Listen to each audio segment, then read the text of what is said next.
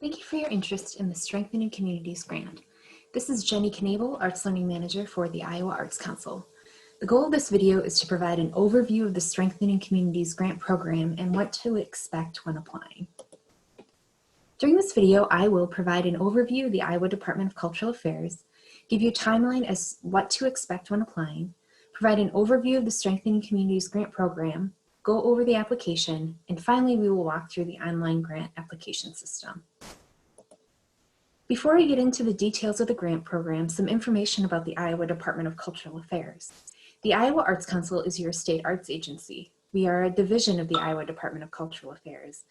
The department empowers Iowa to build and sustain culturally vibrant communities by connecting Iowans to the people, places, and points of pride that define our state. The department impacts Iowans through the State Historical Society of Iowa, the Iowa Arts Council, and Produce Iowa, State Office of Media Production. The Iowa Arts Council is the arts arm of the department, and our mission is to cultivate creativity, participation, and learning in the arts. We administer funding, networking, and learning opportunities that support arts and culture in Iowa. Funding for the Iowa Arts Council comes from two primary sources: the federal government through the National Endowment for the Arts, and from the state government through appropriations from the Iowa legislature.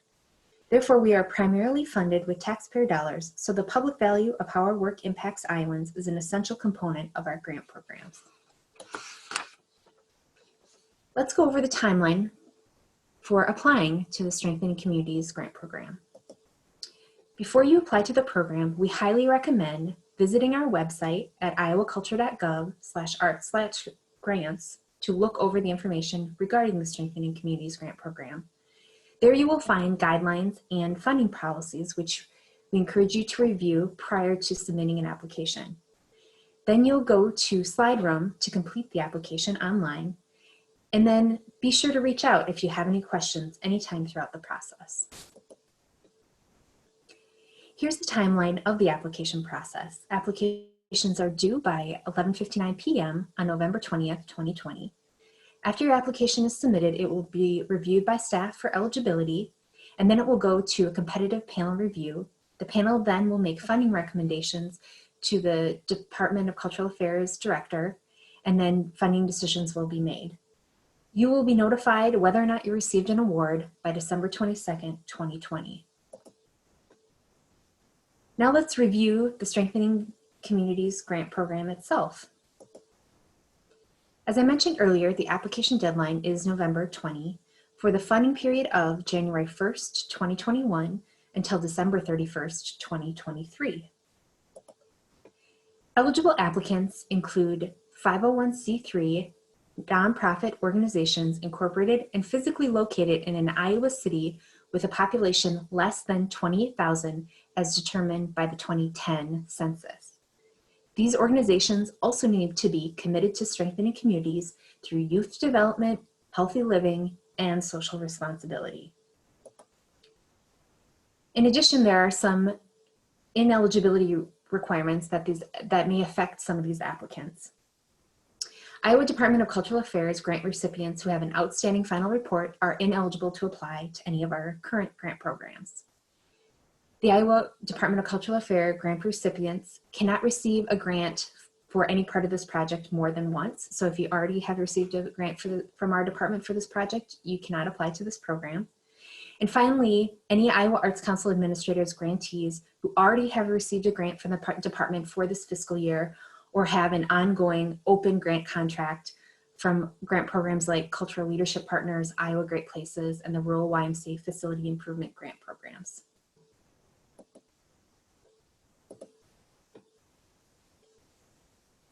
These are the types of projects that are funded through this program. They include facility improvement like construction, land acquisition, major renovation or routine recurring maintenance of a building or structure, and site development.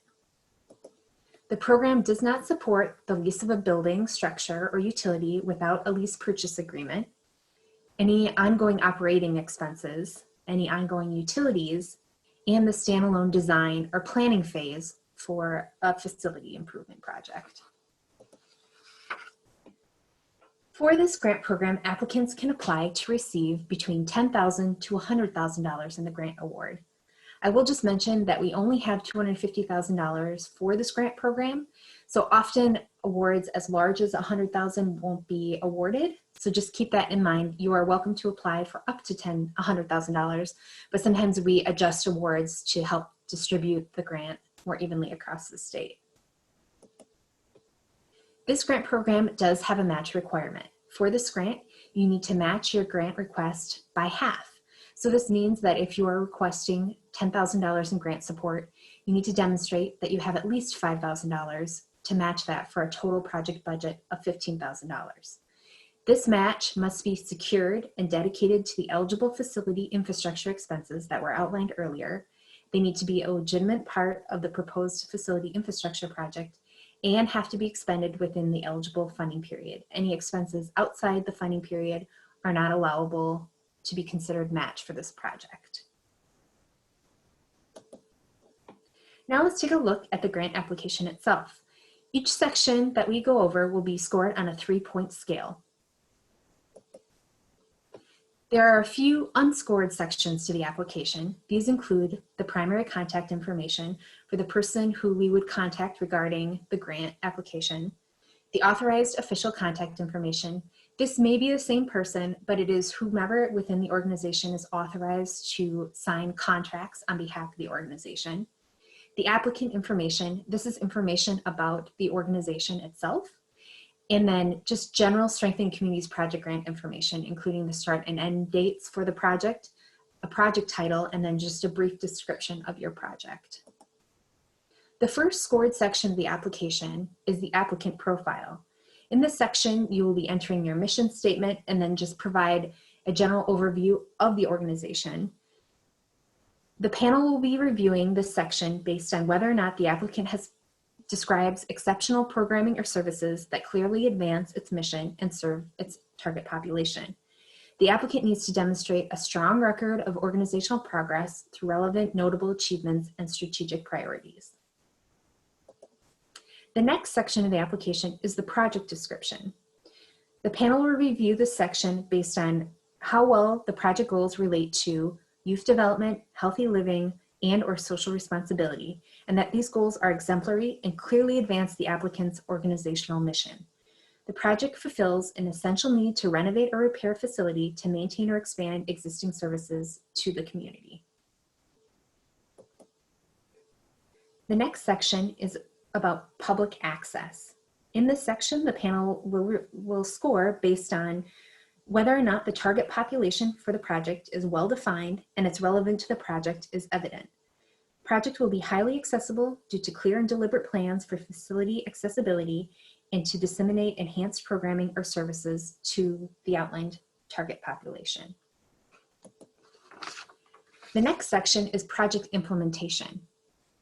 The project needs to have strong, measurable implementation objectives. It must be clear that the project will be successfully realized through a detailed timeline of tasks or activities.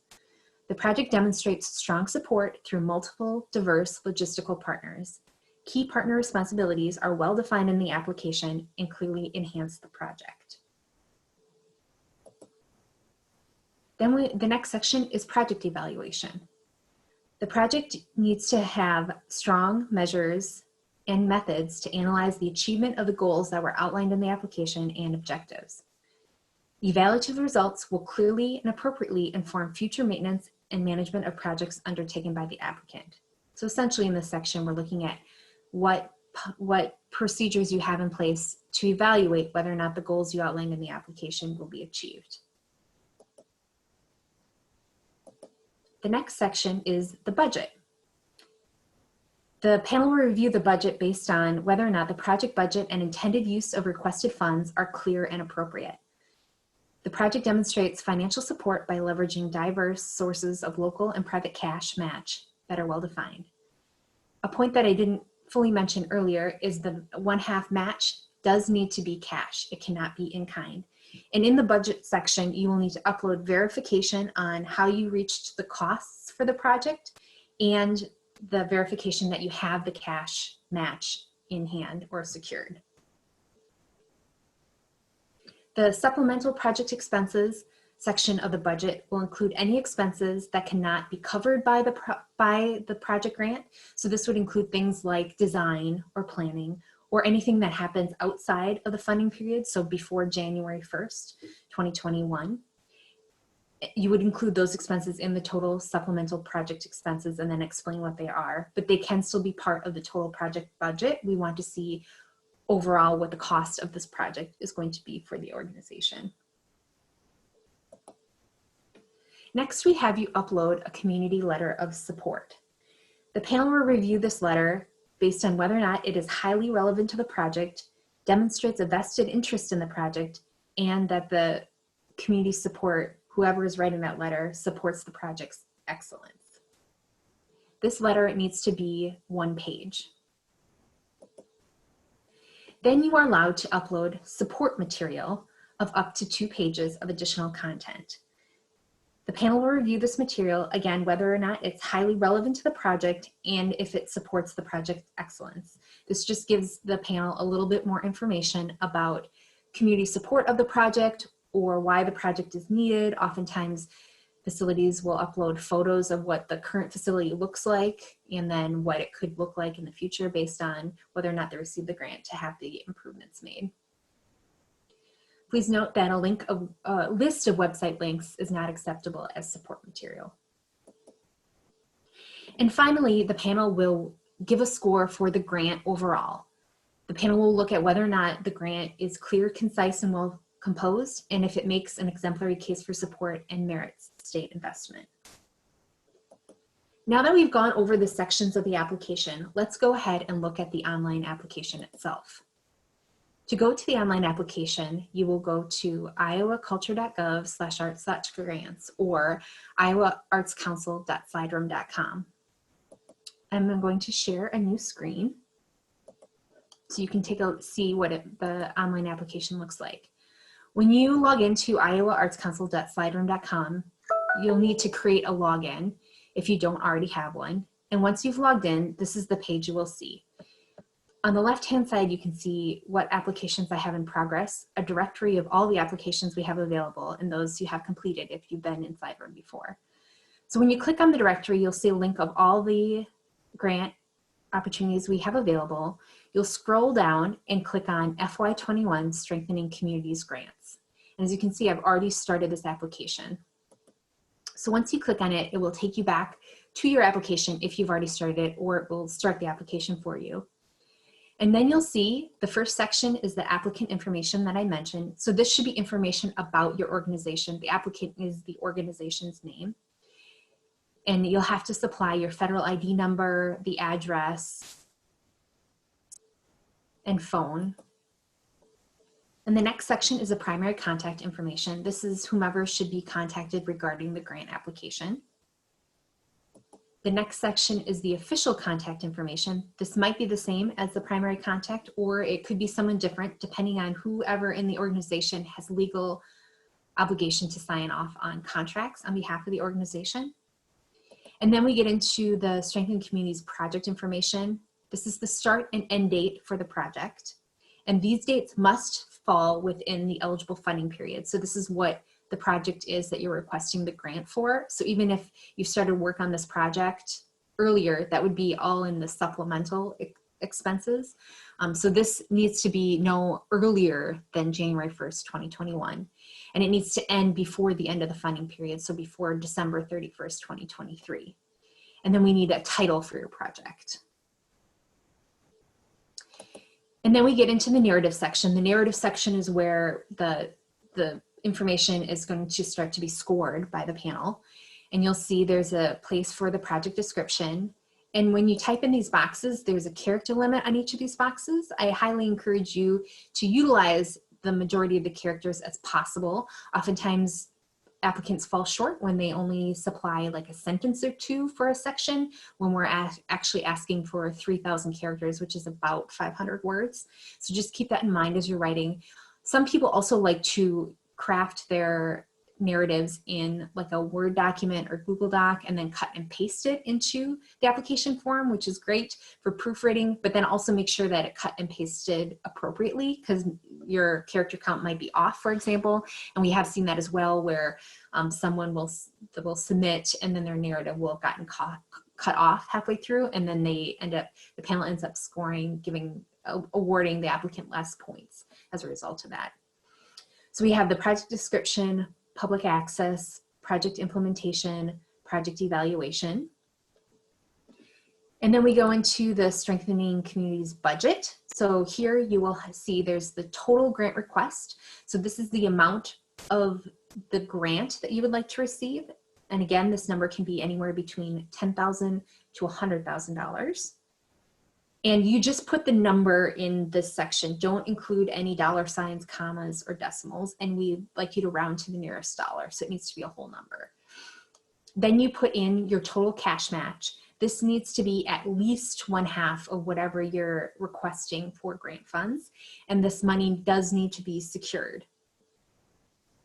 And then in the budget form, you put in the expenses that you would like to be covered by the grant and the grant cash match. So you put in the description of the expense here.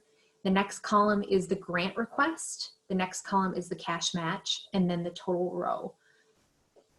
And so you'll need to make sure that whatever is across here totals at the end. This doesn't automatically calculate things for you, so you'll have to do some calculations on your own. And you don't have to divide up the grant request evenly. For example, like you could have all the grant requests going towards one expense and then the cash match going towards a different expense that's also part of the project, or you can divide it up however you need to, depending on how your grant request and secured cash match expenses are kind of laying out. And then the next section is where you'll upload the grant request and cash match verification to show how you arrived to how much those expenses would be. So this might be, this could be a proposal from a construction worker as to how much the cost will be, or like an HVAC system or a plumber. And then this is also where you would upload your verification. You will need to combine all that information into one document. It'll only allow you to upload one file for both the grant request and then the cash match verification. And the cash match verification, if for example, you're going to be using some funds from your reserves to match the grant request, there needs to be, this could be a letter from your board stating that you have the funds available and that the board approves releasing those funds for this particular project. And then you'll outline under here the source of the cash match. So it could be, for example, reserved funds and the amount. And excuse me, actually, this first line is the grant request only for the documentation. And then under the source cash match is the cash match verification. So this is, this top one is actually how you came to what that amount is going to be that you're requesting and matching. So whatever the expenses actually are and how documentation that you arrived at those expenses. And then down here under cash match verification will be how the evidence that you have that cash match in hand and that it is secured. And then we get into the total supplemental project expenses. So these are any expenses that cannot be covered through this grant program or are outside the funding period. And then if you have those, you would then describe what those are. And then the total budget amount for the entire project. This would also include the supplemental project expenses as well. And then once you've completed the budget section, the next section is that partner or community letter of support. So you would upload one letter of support from a project partner that has a vested interest in the successful implementation of the project and can speak to the project's excellence. Again, this cannot exceed 1 page. And the next section is the, actually the support material will come under the portfolio. You'll have a section of assurances, and these are just questions that we have to ask on behalf of the state, and minority impact statements. So you would click whichever one fits your project and certify that is correct. And then once the forms are completed, the portfolio section is where you would submit that additional support material. So you can submit up to 2 pages of additional support material, and you just click on the Add Material button here. Finally, once you have everything completed in the application, you would go to Submit. And as you can see, I have all of these sections of the application that are not complete yet. So I would have to complete them all before I am able to actually submit it. But if these were all completed, when you get to the Submit screen, you'll see a blue Submit application button. Be sure that you click on that in order for your application to actually be submitted to us for review. And that is the overview of the online application. I'm going to go back to our PowerPoint.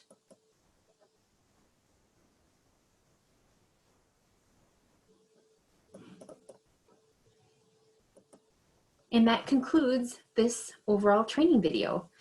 I have my contact information on the screen. Please feel free to reach out if you have any questions about the application, either after you watch this video or as you're completing the application. I'm also able to review drafts of the application prior to submission, as long as I receive it well in advance of the deadline. Thank you all for watching, and good luck in completing your application.